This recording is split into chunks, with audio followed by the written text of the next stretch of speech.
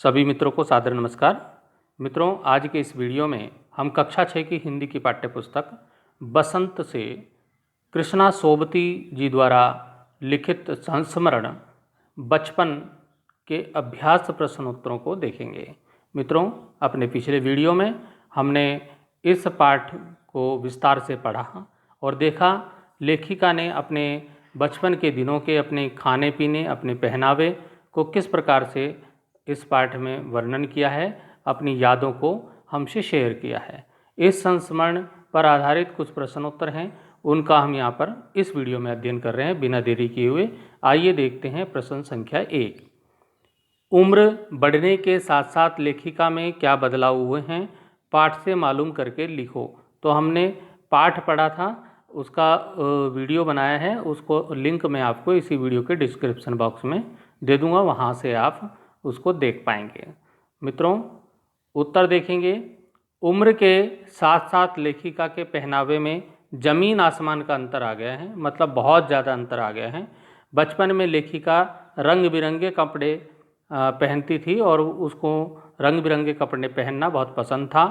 उन्होंने पिछले दशकों में क्रमशः अनेक प्रकार के पहनावे बदले हैं। लेखिका पहले फ्रॉक, उसके बाद निकर, वॉकर, स्कर्ट, लहंगे, गरारे और अब चूड़ीदार पजामी और ऊपर से घेरदार कुर्ता पहनती है और अब उसको सफ़ेद हल्के रंग के कपड़े पहनना पसंद है। मित्रों, प्रश्न संख्या 2 देखेंगे। प्रश्न संख्या 2 में दिया है कि लेखिका बचपन में इतवार की सुबह क्या क्या काम करती थी, रविवार को क्या क्या काम करती थी। तो उत्तर देखेंगे। लेखिका इतवार की सुबह अपने जूते पॉलिश करके चमकाती थी। लेखिका को जूते पॉलिश करके ब्रश या कपड़े से चमकाना बहुत अच्छा लगता था। मित्रों, प्रश्न संख्या 3 देखेंगे। प्रश्न संख्या 3 कहता है, तुम्हें बताऊंगी कि हमारे समय और तुम्हारे समय में कितनी दूरी हो चुकी है। यह कहकर लेखिका क्या क्या बताती हैं। उत्तर देखेंगे। लेखिका यह कहकर अपने और आज के युग के अंतर को स्पष्ट करना चाहती हैं। लेखिका के बचपन में कुछ घरों में ग्रामोफोन होता था, तब रेडियो टेलीविज़न नहीं थे। पहले कुल्फ़ी होती थी, अब आइसक्रीम हो गई है। कचौड़ी समोसा की जगह पैटीज में बदल गया है। फालसे और खसखस के शरबत के स्थान पर कोक और पेप्सी जैसे शीतल पेय ने जगह ले ली है। लेखिका के बचपन में कोक और पेप्सी के स्थान पर लेमनेड विम्टो मिलती थी। चॉकलेट उस समय भी थी, तब चने और अनारदाने को बड़े चाव से खाया जाता था। तो ये अंतर आया है। प्रश्न संख्या 4 देखेंगे। प्रश्न संख्या 4 कहता है कि पाठ से पता करके लिखो कि लेखिका के चश्मा लगाने पर उनका चचेरा भाई उन्हें क्यों छेड़ता था। मित्रों, लेखिका चिढ़ती थी, इसलिए उनका चचेरा भाई उनको चिढ़ाने के लिए उसे छेड़ता था। समझ गए, जो चिढ़ता है उसको ज़्यादा छेड़ते हैं लोग। तो लेखिका चिढ़ती थी, इसलिए उनका चचेरा भाई उसे चिढ़ाने के लिए और अधिक छेड़ता था। वह उस पर कविता बनाकर उसे लंगूर जैसी शक्ल बताकर चिढ़ाता था। मित्रों, अगला प्रश्न है, लेखिका बचपन में कौन कौन सी चीज़ें मज़ा लेकर खाती थी। तो मित्रों, उत्तर देखेंगे।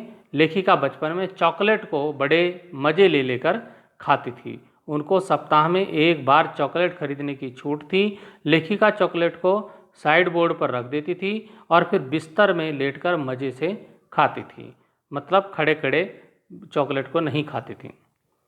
प्रश्न संस्मरण से आगे की बात कर लेते हैं। कुछ प्रश्न हैं कि लेखिका के बचपन में हवाई जहाज़ की आवाज़ें, घुड़सवारी, ग्रामोफोन और शोरूम में शिमला काल का ट्रेन का मॉडल ही आश्चर्यजनक आधुनिक चीज़ें थीं। आज क्या क्या आश्चर्यजनक आधुनिक चीज़ें तुम्हें आकर्षित करती हैं, उनके नाम आप स्वयं लिख सकते हैं।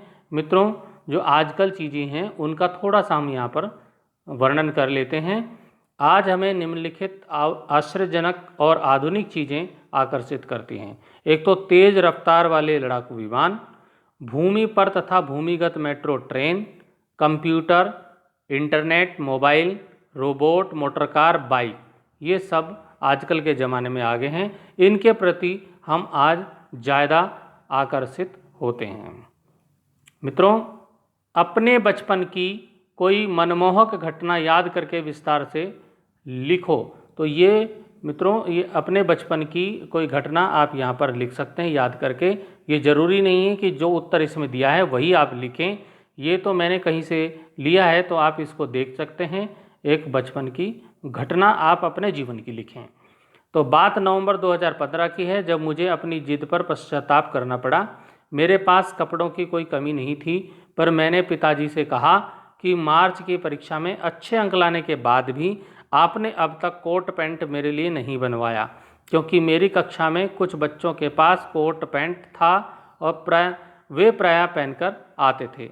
इसलिए मैंने भी जिद करके पिताजी से कह दिया कि आप जब तक मेरे लिए कोट पैंट नहीं बनवाएंगे तब तक मैं स्कूल नहीं जाऊंगा। पिताजी की आर्थिक स्थिति ठीक नहीं थी, पिताजी के पास पैसे नहीं थे। उन्होंने मुझे बहुत समझाया, परंतु मैं नहीं माना। मेरी जिद को देखकर पिताजी ने जैसे तैसे पैसों की व्यवस्था की और कहा कि कल ही नया कोट पैंट दिलवा दूंगा। मैं खुश हो गया। संयोग की बात, उसी दिन शाम को वर्षा हुई और मम्मी भीग गई। शाम को उन्हें तेज बुखार हो गया। रात में उनकी तबीयत बहुत खराब हो गई। सुबह पिताजी ने मम्मी से कहा, अब तो तुम्हें अस्पताल में भर्ती करवाना ही पड़ेगा। मम्मी दर्द से कराह रही थी। बड़ी मुश्किल से उन्होंने कहा, आप मेरी चिंता मत कीजिए, पहले इसे कोट पैंट दिलवा दीजिए, नहीं तो यह स्कूल नहीं जाएगा। पिताजी ने कहा, कल ही तो बड़ी मुश्किल से 800 रुपये उधार लेकर आया हूँ, अब तुम्हारी दवा के लिए किससे और पैसे मांगने जाऊँ? मैं बिस्तर पर लेटा मम्मी पापा की सारी बातें सुन रहा था। मुझे अपनी गलती का एहसास हो गया था। मैंने पिताजी से कहा, पिताजी मुझे माफ़ कर दीजिए, मुझे कोट पैंट नहीं चाहिए, आप उसी पैसों से मम्मी की दवा करवा दीजिए। मेरी बात को सुनकर पिताजी ने मुझे गले से लगा लिया। वे कुछ कहना चाहते थे, पर उनकी आंखों में आंसू थे और उनके गले से आवाज़ न निकली। उस दिन के बाद मैंने कोई अनुचित जिद नहीं की। तो मित्रों, इस प्रकार से आप भी अपने जीवन की कोई घटना लिख सकते हैं। अगला प्रश्न देखेंगे, अनुमान और कल्पना पर आधारित प्रश्न है कि सन 1935-40 के लगभग लेखिका का बचपन शिमला में अधिक दिन गुजरा। उन दिनों के शिमला के विषय में जानने का प्रयास करो। तो हम यहाँ पर कुछ लिख सकते हैं पाठ के आधार पर। सन 1935-40 के शिमला का जो चित्र लेखिका ने अपने संस्मरण में खींचा है, उससे देखते हुए ऐसा लगता है कि शिमला उस वक्त भी बहुत खूबसूरत शहर रहा होगा। छोटी छोटी पहाड़ियों से घिरा शहर, चढ़ाई चढ़कर गिरजा मैदान तक पहुंचना और उतरकर मॉल जाना, यह सब सुखद लगते होंगे। शाम के धुंधलके में गहराते पहाड़, रिज पर बढ़ती रौनक, मॉल के दुकानों की चमक और स्कैंडल पॉइंट, ये सब शिमला की खूबसूरती की झलक दिखाते हैं। मित्रों, प्रश्न है, लेखिका ने इस संस्मरण में सर्वर के माध्यम से, कहीं 2 बार आया है सर्वर, तो लेखिका ने इस संस्मरण में सर्वर के माध्यम से अपनी बात बताने की कोशिश की, लेकिन सर्वर का कोई परिचय नहीं दिया है। अनुमान लगाओ कि सर्वर कौन है, कौन हो सकता है। तो मित्रों, लेखिका ने अपने संस्मरण में 2 बार सर्वर नाम लिया है। इसके अतिरिक्त उसे व्यक्ति के लिए किसी अन्य संबोधन का प्रयोग नहीं किया है।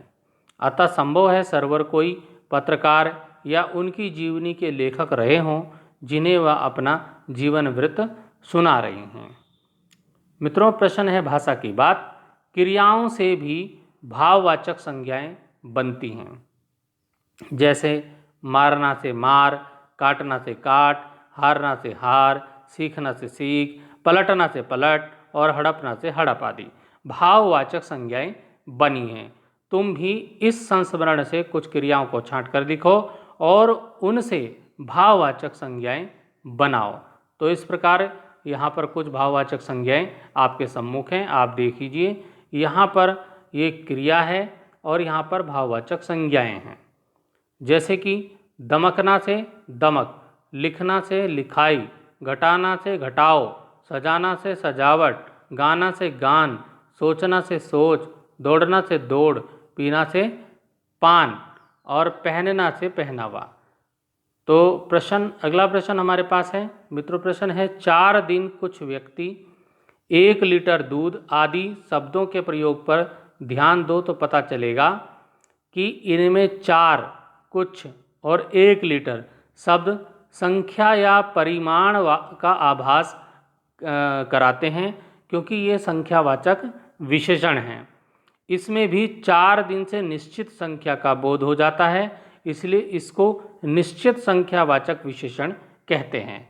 कुछ व्यक्ति से अनिश्चित संख्या का बोध होने से इसे अनिश्चित संख्यावाचक विशेषण कहते हैं। इसी प्रकार 1 लीटर दूध से परिमाण का बोध होता है, इसलिए इसे परिमाणवाचक विशेषण कहते हैं। ये समझ गए होंगे आप। अब नीचे कुछ वाक्य हैं, उनमें आपको विशेषण बताना है, उनके सामने लिखना है। नीचे दिए गए जो वाक्य हैं उनको पढ़ना है, उनके सामने विशेषण के भेदों को लिखना है। हमारे पास वाक्य है, मुझे 2 दर्जन केले चाहिए, 2 किलो अनाज दे दो, कुछ बच्चे आ रहे हैं, सभी लोग हंस रहे हैं, तुम्हारा नाम बहुत सुंदर है। अब इनके कौन से इसमें विशेषण हैं वो यहाँ पर आप देखिए। पहले वाक्य में 2 दर्जन जो है निश्चित संख्यावाचक विशेषण है। 2 किलो ये भी निश्चित है, लेकिन परिमाणवाचक है, क्योंकि ये किलो वजन बता रहा है उसका। फिर कुछ अनिश्चित संख्यावाचक है, सभी शब्द को अनिश्चित, तुम्हारा को सार्वनामिक विशेषण और बहुत को अनिश्चित परिमाणवाचक विशेषण कहेंगे। सुंदर जो है वो गुणवाचक विशेषण के अंतर्गत आता है। तो मित्रों समझ गए होंगे। अगले प्रश्न पे चलेंगे। कपड़ों में मेरी दिलचस्पियाँ मेरी मौसी जानती थी।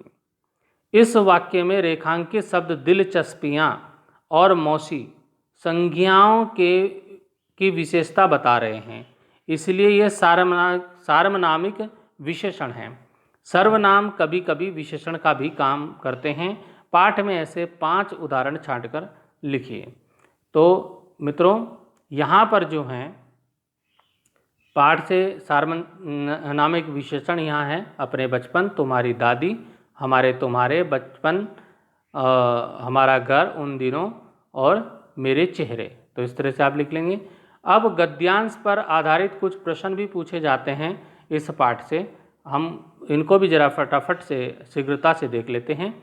बचपन पाठ की लेखिका कौन है? तो मित्रों ये याद होना चाहिए, बचपन पाठ की जो लेखिका हैं वो कृष्णा सोबती जी हैं। ठीक है। लेखिका को परिवार में सब क्या कहकर पुकारते थे?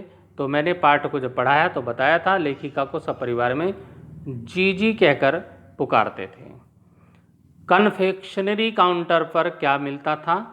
वहाँ पर मिलता था तरह तरह की पेस्ट्री और चॉकलेट मिलता था। ऐनक से छुटकारा पाने के लिए डॉक्टर ने क्या सलाह दी लेखिका को? तो ऐनक से छुटकारा पाने के लिए डॉक्टर ने लेखिका को दूध पीने की सलाह दी। लेखिका के पहनने ओढ़ने में क्या बदलाव आए हैं? तो देखिए, लेखिका पहले रंग बिरंगे कपड़े पहनती थी, जैसे नीले, जामुनी, काले, चॉकलेटी रंग के, लेकिन अब लेखिका का मन करता है कि वह सफ़ेद और हल्के रंग के वस्त्र पहने। प्रश्न है, बचपन में लेखिका इतवार की सुबह क्या क्या काम करती थी? तो बचपन में लेखिका इतवार की सुबह अपने मोजे धोने तथा जूते पॉलिश करके चमकाने का काम करती थी। प्रश्न है, लंबी सैर पर निकलते समय लेखिका अपने पास क्या रखती थी और क्यों? लंबी सैर पर निकलते समय लेखिका अपने पास रुई रखती थी। वह रुई मोजों के अंदर पहनते समय रखती थी। ऐसा करने से पैरों में छाले नहीं होते थे।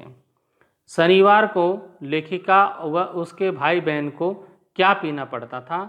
तो शनिश्चर को बताया है लेखिका ने, उसके भाई और उसको क्या पीना पड़ता था? ऑलिव ऑयल और कैस्टर ऑयल पीना पड़ता था, यानी कि जैतून का तेल और अरंडी का तेल उनको पिलाया जाता था।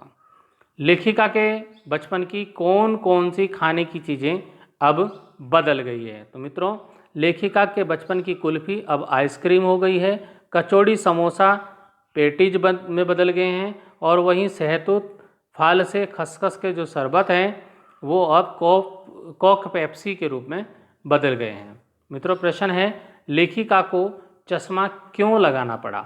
चश्मा लगाने पर उनके चचेरे भाई ने उन्हें क्या कहकर चिढ़ाया था? तो लेखिका को चश्मा नज़र कमज़ोर होने की वजह से लगाया गया था। ये तो सभी को पता है कि जब नज़र कमज़ोर हो जाती है, आँखों की कमज़ोरी होती है तो चश्मा लगता है। तो लेखिका के चश्मा लगाने पर उनके चचेरे भाई उन्हें छेड़ते थे, क्योंकि जब कोई व्यक्ति पहली बार चश्मा लगाता है तो सभी को अटपटा लगता है। लेखिका का जो चचेरा भाई था वो चश्मा लगाने पर क्या बोलता है? वो बोलता है उनकी सूरत लंगूर की सूरत कहकर उसको चिढ़ाता था। तो अगला जो प्रश्न है, लेखिका अपने बचपन में कौन सी चीज़ें मज़ा लेकर खाती थी? तो लेखिका बचपन में कुल्फ़ी, समोसा, गरम चने, अनारदाने का चूर्ण, चॉकलेट, पेस्ट्री और फल मज़े लेकर खाती थी। तो मित्रों, इस प्रकार से ये जो हमारा पाठ है बचपन, जो संस्मरण है लेखिका का, इसको हमने पढ़ा पिछले वीडियो में, और इस वीडियो में हमने इस पाठ पर आधारित सभी प्रश्नोत्तरों को देखा। तो मित्रों, आप समझ गए होंगे यह पाठ, ये प्रश्नोत्तर उत्तराखंड बोर्ड में मासिक परीक्षा के लिए बहुत ही महत्वपूर्ण है, जो कि अभी इसी महीने मासिक परीक्षा होनी है, उसके लिए ये बहुत महत्वपूर्ण है।